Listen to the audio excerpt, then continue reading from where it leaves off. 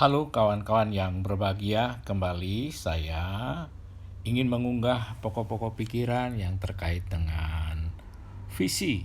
Visi yang kita bangun untuk menjawab ketika kita akan akreditasi. Dan ini dalam bentuk kunci-kunci yang harus kita pahami di dalam kita membuat visi sehingga punya resonansi yang ditangkap oleh para asesor.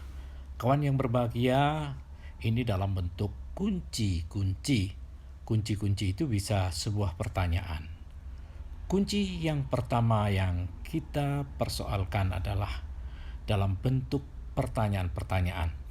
Jadi nanti sukses kita tercapai apabila kita mampu menjawab berbagai pertanyaan ini dan lalu kita aplikasikan dalam membuat visi dari perguruan tinggi kita.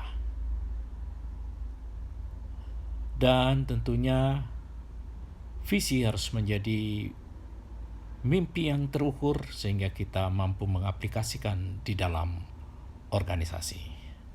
Nah, pertanyaan-pertanyaan itu antara lain sebagai berikut.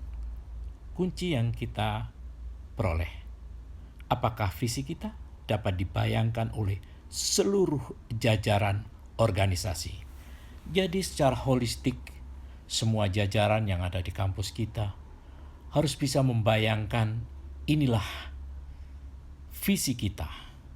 Inilah yang akan kita raih dan inilah yang akan kita jadikan light star atau bintang pengarah.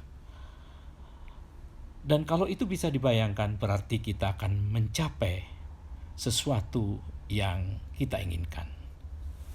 Kemudian kunci yang berikutnya adalah apakah visi kita dapat dikomunikasikan, dapat dimengerti pula oleh seluruh jajaran organisasi.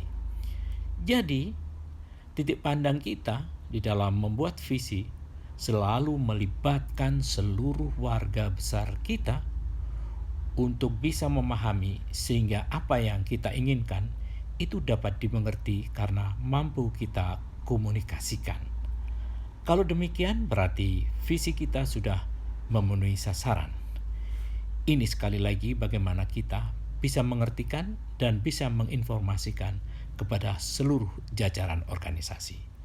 Kemudian, apakah yang kita buat itu memiliki visi dalam jangka panjang dan mengikuti perkembangan zaman? Karena kita mengerti bahwa di dalam kehidupan itu ada istilah young technology, yaitu teknologi itu mati muda. Pikiran-pikiran yang kita buat sekarang kadang-kadang tumpul pada suatu zaman sehingga tidak mampu mengcover sebuah mimpi dan terbatas pada kurun-kurun tertentu. Oleh karenanya, visi harus mampu menangkap sesuatu untuk jangka panjang. Kemudian juga kita ketahui bahwa apakah visi kita memiliki nilai yang memang diinginkan oleh anggota atau warga kampus. Jangan-jangan visi hanya diinginkan oleh pimpinan saja, sehingga tidak mampu menggerakkan dan mendayagunakan potensi seluruh warga besar di kampus kita. Itulah yang sering terjadi pada kita semua, bahwa visi hanya digunakan oleh orang-orang tertentu atau bagian-bagian tertentu, tapi tidak holistik dipahami oleh warga kampus. Ingat, harus holistik. Kemudian apakah visi kita itu berfokus pada permasalahan organisasi? Kalau itu berfokus, maka visi akan mampu beroperasi. Itulah sekedar yang bisa saya sampaikan sebagai urun pikir dan ulur tangan agar menjadi sebuah pegangan kita semua dan menjadikan itu pembelajaran bersama.